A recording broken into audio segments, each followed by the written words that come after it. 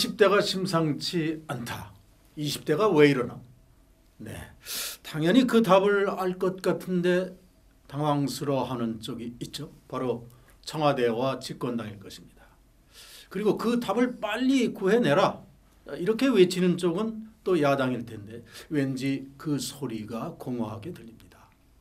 2030 정말 이 정부 탄생의 핵심 축이었던 이들이 등을 돌리고 있다. 자, 이런 해석이 나오고 있는데 그래서 오늘 이 청년들의 얘기를 들어보겠습니다. 국가미래연구원의 청년 기자 네 분과 함께하겠습니다.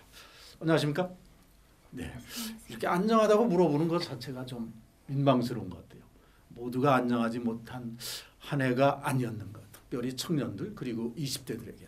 자, 오늘 모두가 네 분 대학생들인데 자, 올 한 해 2018년 얼마나 힘들었을까 직접 한번 들어보겠습니다. 먼저 홍익대학교 국어국문학과의 김태원 학생. 저 같은 경우에는 올해 최저시급이 올랐지 않습니까? 네. 최저시급이 오르고 저는 그 많은 사람들이 좀 이득을 보고 시급을 많이 받는다는 점에 좋아했고 저 또한 좋을 거라고 생각을 했었는데 저는 마트에서 알바를 하고 있었는데 시급이 올랐다는 이유로 그 제가 말씀을 하시더라고요. 담당자님께서 태연 씨가 좀 마지막에 들어오셨으니까 알바를 미안하지만 시급이 오른 관계로 그만해줘야겠다라고 말씀을 들었는데 그 점을 듣고 좀 정권에 대하여 좀 많이 아쉬운 점이 있었습니다. 네. 저는 이 친구와 달리 저는 최저시급도 오르고 제가 이번에 야간 수당을 제대로 주는 아르바이트를 제 인생의 첫 번째로 찾아서 그래서 네. 좀 그게 좀 괜찮았던 것 같습니다. 네. 자, 그러면 지금 추진하고 있는 현 정부 정책이 어떤 결실을 맺을 가능성을 예시하는 것인지 그건 좀 두고 평가를 해야 될 것 같습니다. 자, 오늘 이 토론회 유일하게 홍일점으로 지금 고려대학교 국어국문학과에 이열린 학생이 나와 있는데 어떤 기억을 가지고 있습니까? 동기 중에서 여자들의 경우에는 한 번도 휴학을 하지 않은 경우에 취업을 준비하는 경우가 굉장히 많아지고 있는데요. 저는 솔직히 가볍게 생각해서 대학교를 졸업하면 당연히 취업을 하는 게 쉽지 않을까, 당연하지 않을까라는 생각을 저학년 때는 막연하게 갖고 있었는데 네. 제가 느끼기에 정말 능력이 뛰어나고 충분히 취업 시장에서 경쟁력이 있다고 생각했던 친구들도 생각보다 잘 되지 않아서 실패하고 좌절하는 걸 옆에서 보고 마음이 아팠습니다. 그래서 저의 바람이 있다면 청년들의 일자리 관련 정책과 또 청년들의 그 관련된 고민들이 좀 긍정적인 방향으로 해소되었으면 좋겠다. 네 분 중에 혹시 내년에 졸업하시는 분이 있을까요? 또? 지금 조사를 해봐도 내년에 가장 핵심적인 경제적 이슈가 청년 실업 문제 또 고용 문제 이런 것들이 지금 나오고 있어요. 어떤 기대를 좀 해볼 수 있을까요 내년에?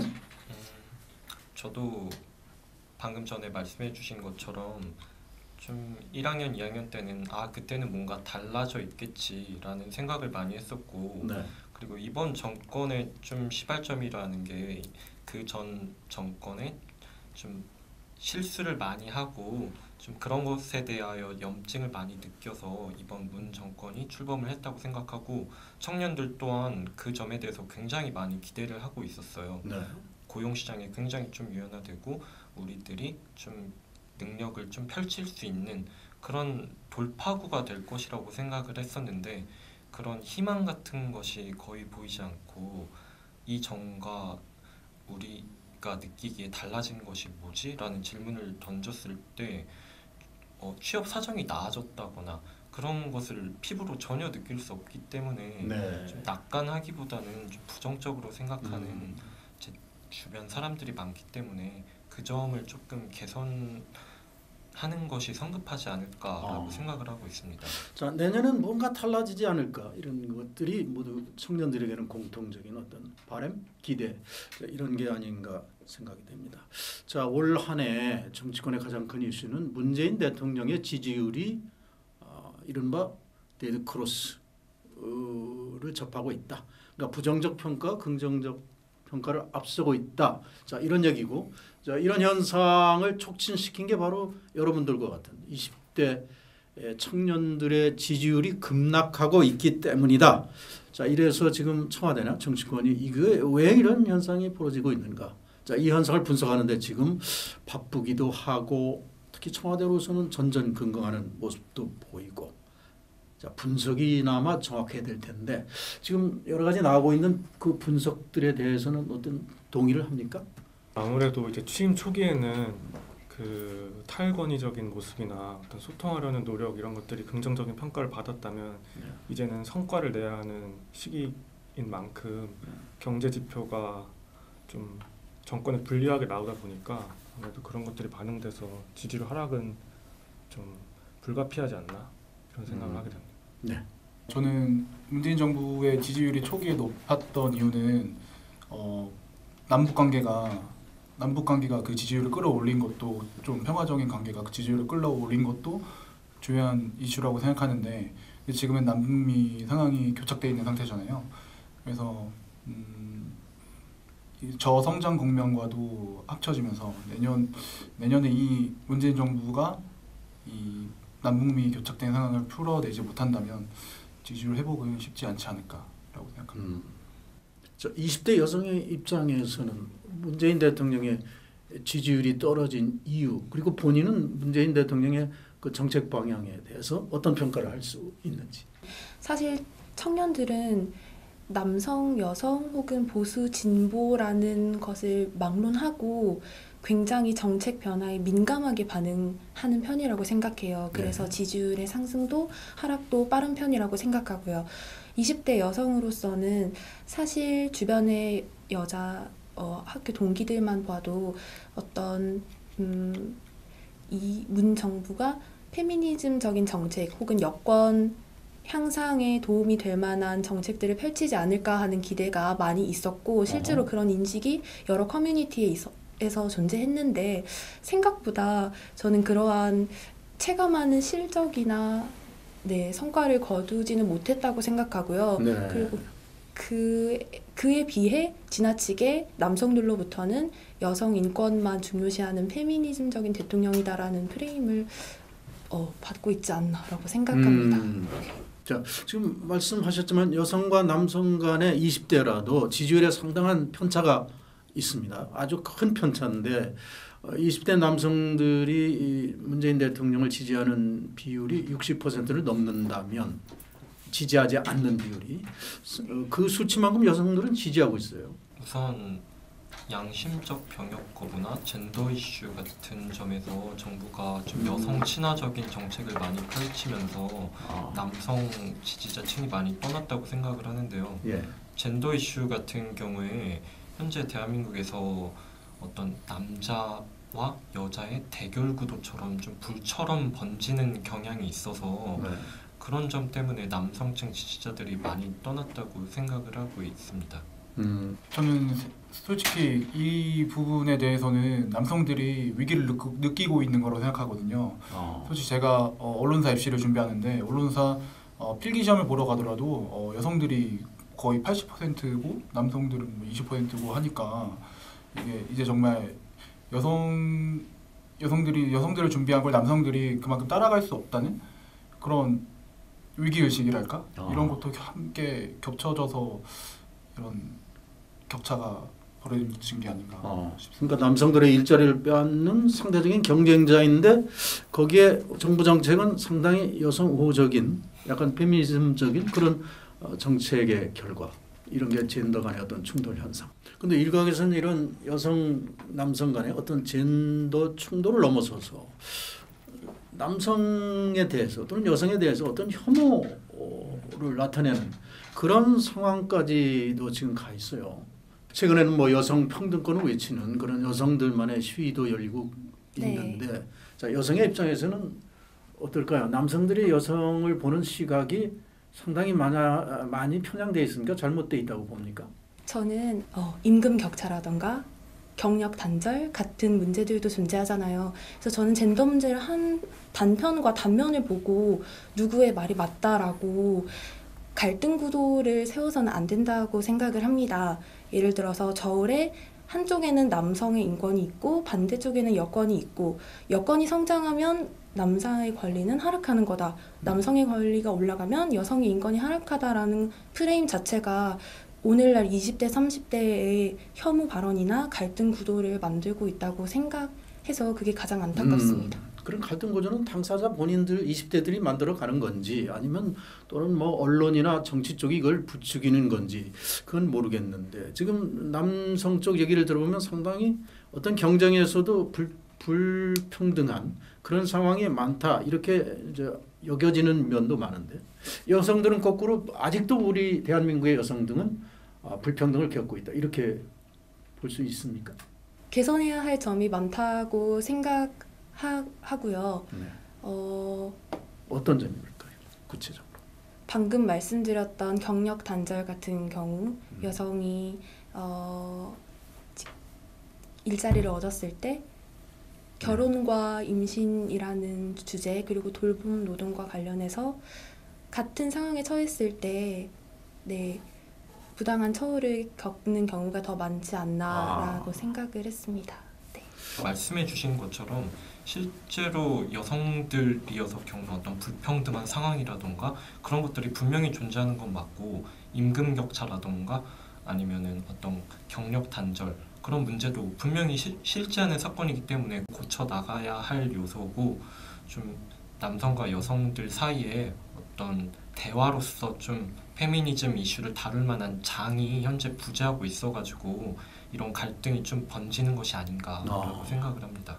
지금까지 얘기를 들어보면 어떤 남녀 간의 어떤 인식의 차이 보이지 않는 어떤 것이지만 상당히 큰 인식의 차이가 또 느껴진다는 것 이것을 확인해 볼 수가 있습니다. 자 이제부터는 좀 더 심각하고 좀 깊은 그런 주제로 들어가 보죠. 새해 핵심적 경제 이슈가 이제 청년 실업 고용 문제가 불거지고 있는데 모두에서 새해 전망을 좀 물어보니까 그렇게 낙관적으로 보지는 않는 것 같아요. 새해를 어떻게 내다 볼 수 있을까요? 개인적으로. 97년 IMF 이후에 경제가 단 한 번도 뭐 호황이었다 이렇게 부모님께서 말씀하시거나 그렇게 들은 적이 없기 때문에 뭐 내년이 된다고 해서 갑자기 경제가 나아진다거나 네. 그럴 거라는 어떤 그런 낙관적인 전망을 하고 있지는 않습니다. 네. 이것은 꼭 단지 현 정권에 대한 어떤 평가라기보다 기본적으로 경제 자체가 저성장 국면이나 이런 것들이 좀 극복하기 어려운 측면이 있지 않나 생각합니다. 네, 지금의 분석은 상당히 일반적으로 모든 사람이 공감하는 분석 같아요. 이제 관심은 문재인 정부의 가장 핵심적인 경제 정책 방향이죠. 소득 주도 성장 이런 부분이 과연 바뀌어질까? 뭐 이런 데 관심이 많은 것 같아요. 바뀌어지리라는 기대를 합니까? 어떻게 봅니까? 2018년에 청년들이 실제로 경제 정책에 대해서 굉장히 많이 회의적으로 바라봤고 그리고 저를 비롯한 제 주변의 많은 사람들도 어떤 아르바이트 일자리를 잃었다던가 그런 사례들도 굉장히 많기 때문에 바뀌어야 되는 게 많지만 좀 현 정부의 역량을 고려할 때 내년도는 더 나빠지지만 않으면 좋겠다라고 조금 체념하게 되는 그런 점들이 조금 안타까운 상황인 것 같습니다. 자, 바뀌어져야 된다는 것은 그 방법이나 뭐 수위가 조정돼야 한다는 얘기인지 소득 주도 성장이라는 핵심 방향 자체가 변해야 된다는 건지 어떤 해석을 할 수 있을까요? 저는 문재인 정부 경제 정책이 소득 주도 성장, 공정 경제, 혁신 성장이 세 축으로 움직이는 거잖아요. 근데 지금으로 봤을 때는 이제 집권 3년째인데 가시적으로 뭔가 이렇게 이 경제 성장 담론을 지속할 수 있는 국민들한테 믿음을 줘야 되는데 그런 게 없지 않았나 싶고 솔직히 저는 소득 주도 성장은 저임금 노동자의 소득을 끌어올려서 그런 경제를 좀 살리자 이런 취지로 하는 걸로 알고 있는데 그렇다면 그거는 되게 취지는 좋잖아요. 그렇다면 과연 우리가 지금 처해 있는 경제 구조를 어떻게 혁신 성장으로 이끌어갈 건지에 대한 노력은 솔직히 지금 많이 부족하지 않나라고 생각합니다. 네. 자, 이런 여러 가지 사회적인 문제, 정책 문제가 커질 때마다 청와대를 바라보고 국민들은 또 대통령을 바라보게 되는데 자, 문재인 정부가 출범할 때 내건 가치랄까요? 이것이 바로 평등, 공정, 정의 뭐 이런 것들이었습니다. 그리고 그것 때문에 많은 국민들, 특히 20대 젊은 청년들이 80%가 넘는 압도적인 지지를 현 정부 또는 문재인 대통령에게 보낸 것이 아닌가 이런 생각이 드는데 자, 1년 반이 지난 지금 이런 평등이나 공정이나 정의라는 가치 측면에서 볼 때 지금 어떻게 변했습니까? 이것들이 제대로 올바른 방향으로 지켜지고 있다고 보는지. 최근에 문재인 대통령 팬클럽의 대표가 공공기관의 임원으로 임명되었다 어떤 그런 얘기가 나오면서 다시 한번 공공기관 낙하산 논란이 나왔는데 그런 걸 보면서 국민들이 문재인 정권 과거와는 좀 다를 것이다 이런 낙하산 논란도 없을 것이다 라고 기대했던 부분들이 좀 실망으로 다가오지 않았을까 저는 그런 생각을 하면서 다소 좀 정의를 내세웠지만 그런 부분에서 좀 미진한 것이 아닌가 생각합니다. 자, 실망감. 이 실망감이 어느 정도일까요? 지금 지지율 급락으로 보면 상당한 실망감을 이런 측면에서도 반영한 게 아닌가 하는 해석도 가능할 텐데 어느 정도 실망하고 있습니까? 젊은이들은. 청년층이 느끼기에는 정책을 효과적으로 이끌어 나가는구나가 아닌 실적을 내기 위해서 강행하는구나라는 느낌을 많이 받았던 점이 조금 아쉬웠다고 생각하고 있습니다. 지금 강행이라는 표현을 쓰고 있는데 이거는 보수 진영에서는 이제 적폐청산 쪽의 비판용으로 쓰고 있습니다. 전 정권의 적폐 중에는 이른바 이제 민간인 사찰 부분 이런 것들이 들어 있어요. 그런데 최근에 청와대의 특검반 그런 사태에서 보듯이 현 정부도 민간인을 사찰하는가? 자, 이런 논란입니다. 지금 결국은 이제 검찰의 손으로 이걸 넘겼지만, 자, 이걸 바라보는 이제 국민들의 입장에서는 문재인 정부마저 뭐 이런 생각을 가지지 않을 수가 없는데, 청년들은 여기에 대해서는 어떤 입장일까요? 그런데 민간인 사찰의 어떠한 사실 여부나 내막과는 논외로 국민들이 사법부에 대한 신뢰가 많이 떨어져 있는 상태라고 생각을 합니다. 네. 결국에는 정부와 같이 손을 잡고 있는 게 아닌가라는 댓글들이 사실은 뉴스를 내려다볼 때 정말 많다는 걸 느꼈거든요. 네. 그래서 그 문제는 정부의 어떠한 청렴함 청렴함 혹은 투명성 문제와 동시에 함께 사법부에 대한 인식 개선도 동시에 이루어져야 하는 사안이라고 생각했습니다. 네. 자, 이런 사안을 이제 보는 청와대의 시각 이것도 중요하지만 이런 사태를 대응하는 청와대의 자세 또는 방법 여기에 대해서도 많은 비판이 일고 있어요. 자, 이런 사찰의 논란이 되고 있는 이런 아주 휘발성 높은 이 문제를 청와대가 해석하고 처리하는 이 방식에 대해서는 어떻게 봅니까? 최근에 뭐 한 마리의 미꾸라지라는 얘기도 나왔고 뭐 불순물이라는 얘기도 나왔고 우리에게는 사찰의 유전자가 없다 이런 얘기도 나왔고 자, 이런 청와대 인식에 대해서는 어떻게 봅니까? 권력자들은 항상 요주의 인물에 대한 정보를 얻으려고 또 그런 역사가 또 존재했고 근데 아마도 이승만 대통령 때부터 지금까지 아마 요직에 있는 사람들을 사찰 안 하고 이런 거는 또 공공연하게 이루어졌을 거라 생각합니다. 하지만 국민들이 원하는 거는 이제 그런 역사가 있으니까 그 역사를 청산하고 만약에 너희가 잘못한 거 있으면 깨끗하게 털고 가자. 이런 좀 깨끗하게 인정하는 것도 약간 정의로운 모습이잖아요. 근데 지금 문재인 정부에서 문제가 나오는 거는 그거를 청와대 잘못은 아무것도 없다. 뭐 이렇게 좀 빠져나가려고 하니까 좀 문제가 있다고.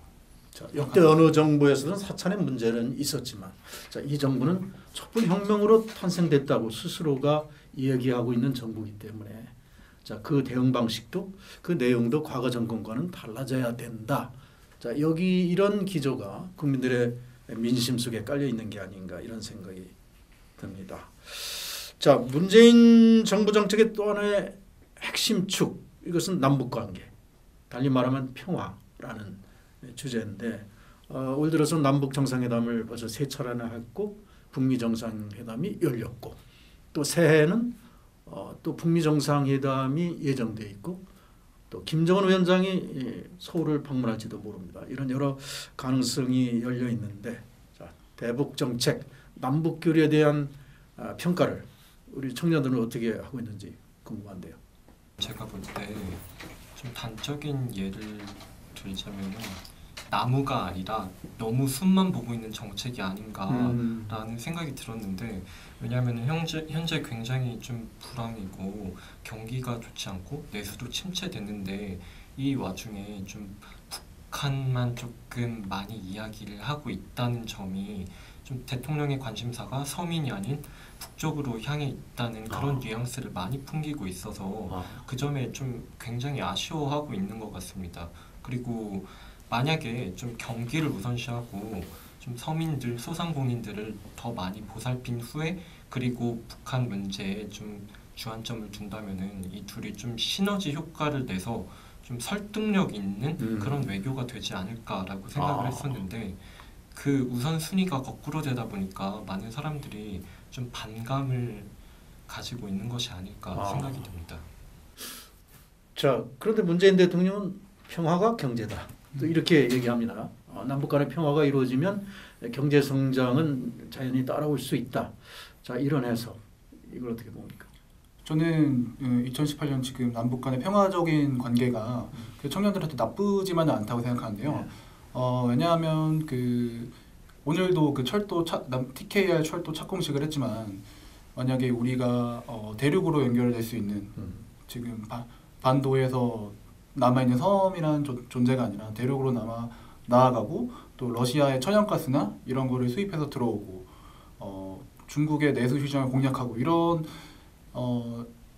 솔직히 이런 경제 성장 가능성을 좀 제시하는 좀 한 해였다고 생각합니다. 그래서 뭐 지금 저성장 국면에 갇혀 있는 한국 경제로서는 뭐 나쁘지 않은 발전 가능성 있는 미래가 보이는 선택이었다고 생각합니다. 네, 자 남북 관계를 바라보는 그 축에는 또 김정은 위원장 개인에 대한 뭐 호불호를 할까 평가도 들어 있다고 여겨지는데 젊은이들은 김정은 위원장 또는 김정은 위원장의 리더십 이걸 어떻게 평가할까요? 한때는 김정은 뭐 팬덤 뭐 이런 현상까지도 있었는데 김정은이 그 아버지보다는 더 유연하고 소통을 잘 하니까. 그렇습니까? 예. 같은 의견입니까? 제 주위에 그렇다고 해서 김정은 팬덤이나 김정은 리더십을 긍정적으로 평가하는 사례는 보지 못합니다. 근데 김정은 위원장으로 얘기하면 여러분과 같은 나이에 북한의 최고 지도자로 등극을 했고 뭐 비록 세습이라고 하지만 그리고 지금은 뭐 트럼프 대통령이나 문재인 대통령과도 맞서서 외교를 펼치는 그런 일단 지도자로 지금 부상하고 있는 건 사실인데 어떻게 볼까요? 김정은 위원장이 답방을 하는 것을 여러 가지 고민하는 데는 우리 남한 사람들이 어떻게 김정은 위원장을 평가할까 이런 것도 상당히 개입되어 있는 것 같아요. 사실 정치적인 면을 떠나서 오늘날에는 국제적으로 보편적 인권 수준에 대한 국민들의 관심이 더욱 확대되어 있다고 생각하는데요.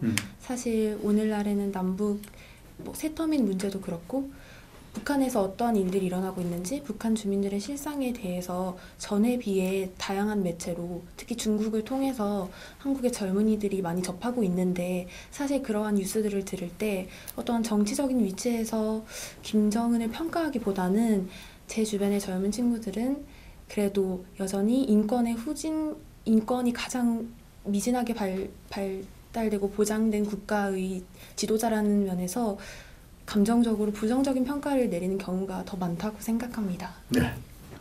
자 이번 정권을 탄생시킨 것에서 보듯이 앞으로 총선이나 대선에서 20대들이 자 어떤 역할을 수행할까? 네. 이른바 이제 이념 지형에 대해서도 관심이 많이 쏠립니다. 최근에 20대 청년들을 놓고 상당히 실용적이다. 그리고 다소 보수화돼 있다. 이런 측면으로 해석들도 하는데 이런 해석에 공감하는 부분이 있습니까?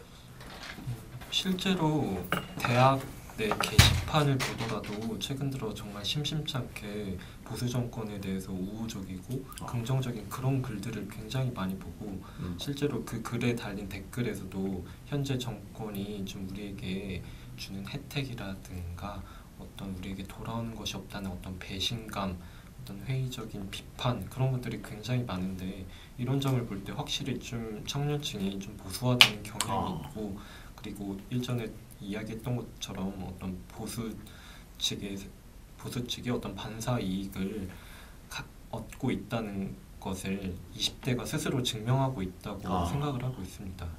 자, 이런 추세 때문일까? 정말 그 논객이라고 하는 유시민 작가가 요즘 유튜브가 대세라고 하니 내가 유튜브를 정복해 볼까 한다. 자, 이런 말을 했는데 만약에 유튜버가 된다면 유시민 작가의 그 뭐 파괴력이라고 할까? 이건 어느 정도 예상해 볼 수 있습니까? 대단할까요? 유시민은 아재들도 좋아하고 청년들도 좋아하는 그런 논객이라서 굉장히 김어준의 버금가는 파괴력이 있지 않을까라고 생각합니다. 결국 대통령 후보도 될까요? 제 개인적인 생각입니다만 그냥 작가로 남으셨으면 좋겠습니다. 자, 보수 쪽에서는 뭐 전 홍준표 대표, 네. 홍카콜라라는 유튜버를 네. 개인 TV를 열었고 또 바른미래당의 이현주 의원 같은 경우도 상당한 구독자를 갖고 있는 것으로 아는데 상당히 보수 쪽에서의 유튜브 활동이 상당히 공유되어 있는 것 같아요. 과거에 비해서는 독자층도 많고 네. 왜 이런 현상이 있다고 봅니까?